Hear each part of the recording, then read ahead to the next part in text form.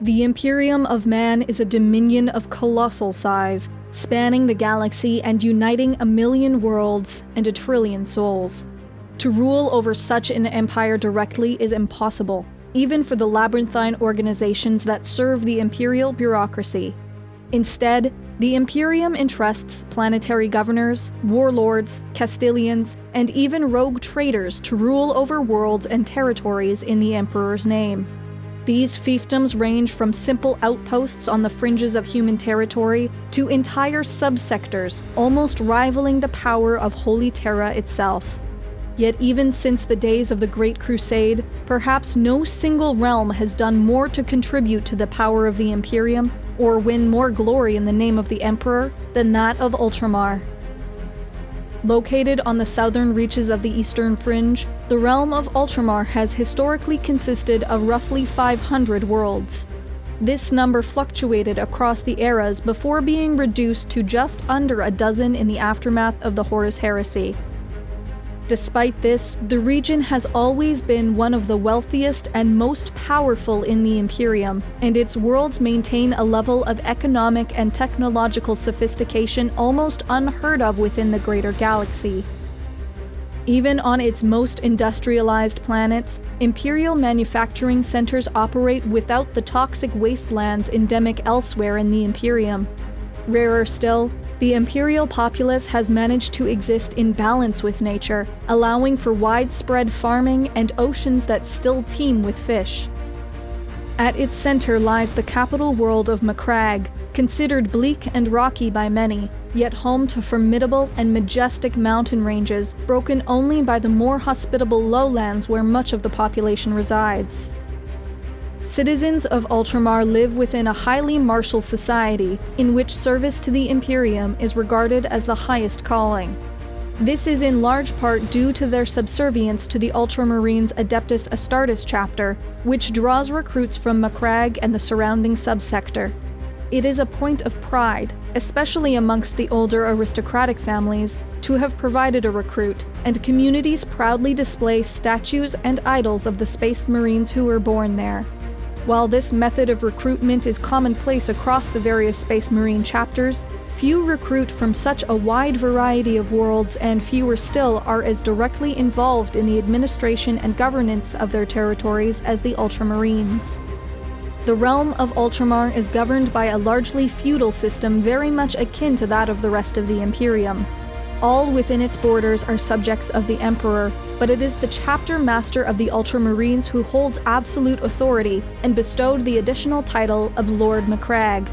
Across the millennia, regents of Ultramar have also been appointed, as well as tetrarchs who served as regional governors and ruled over dozens of star systems. The corruption and ineffectual rule that continues to plague the Imperium has seemingly never taken root in Ultramar, and great effort is made to safeguard the prosperity of its citizenry, so long as military requirements are met. The subsector is even exempt from paying the Imperial tithe. Instead, it contributes directly to the Ultramarines chapter.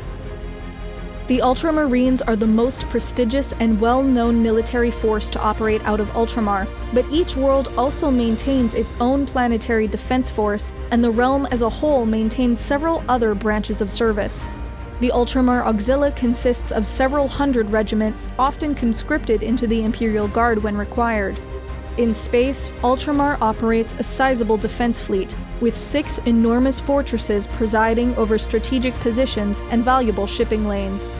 Each is a powerful bastion in its own right, with enough firepower to destroy a small moon. Several paramilitary organizations also exist, including the Intelligence Service Vigil Operati and the law enforcement agency known as the Praesental Guard. The level of autonomy afforded to the realm of Ultramar has, at times, brought it into conflict with the greater Imperium, with many viewing the subsector with envious eyes. The existence of such a powerful empire within the Imperium has even been called heretical, yet for many, the realm of Ultramar is the last remnant of the true Imperium, before it fell into corruption and decay. The history of the realm of Ultramar is closely linked to that of Rabude Guilliman, who reclaimed the region from the horrors of the Age of Strife and turned the subsector into the jewel of the Imperium's border territories.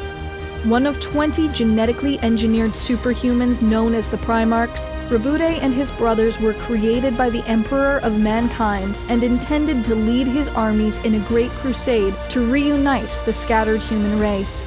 Yet before this plan could come to fruition, the Primarchs were scattered across the galaxy by the ruinous powers of chaos. Rebude arrived on Macragge, center of a dying star empire which, despite the ravages of the Long Night, had still managed to preserve much of its technology and even maintained contact with a few other worlds with a small fleet of short-range starships. By the time the Emperor reunited with his son on Macragge, Rebude Guilliman had unified the planet under his brilliant leadership and restored its productivity and prosperity.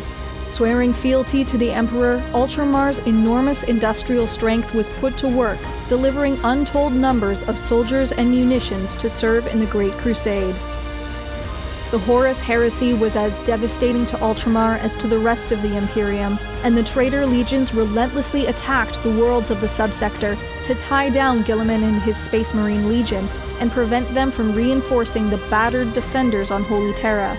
On the agro-world of Calth alone, the Ultramarines lost nearly half their legion, and while the Loyalist forces would eventually emerge victorious, their tremendous losses prevented them from pursuing the war beyond the confines of Ultramar. In this most desperate hour, with the fate of Terra and the greater Imperium still unknown, a contingency plan was put into action, briefly transforming the Realm of Ultramar into the Imperium Secundus before contact with Terra was re-established and the traitors were defeated. In the aftermath of the conflict, as the Imperium struggled to repair the damage Horus had wrought and trillions mourned the entombment of their emperor, Guilliman and his legion worked tirelessly to bind the Imperium back together.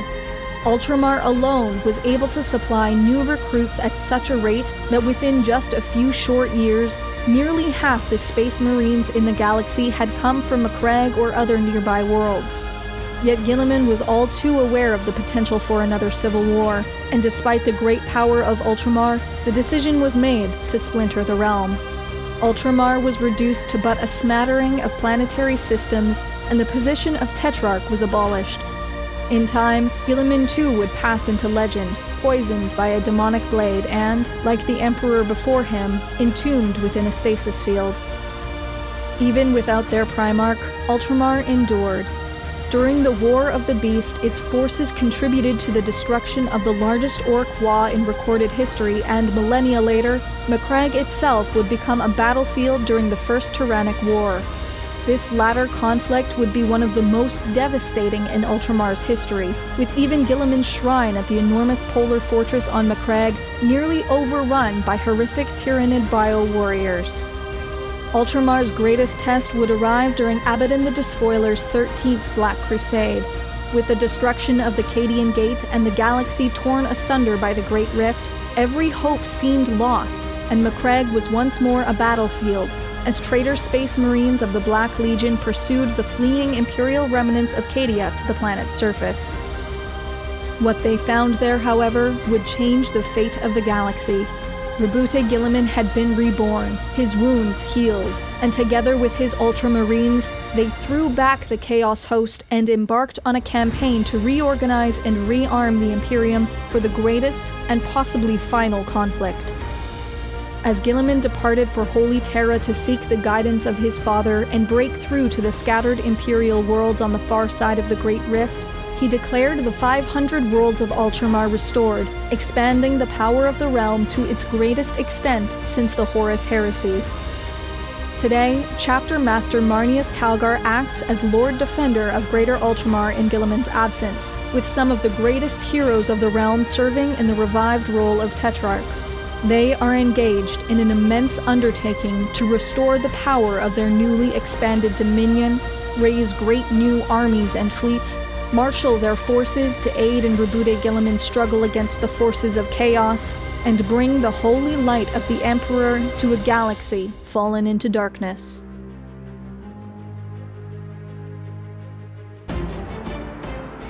The Templin Institute investigates nations, organizations, and factions from alternate worlds and realities.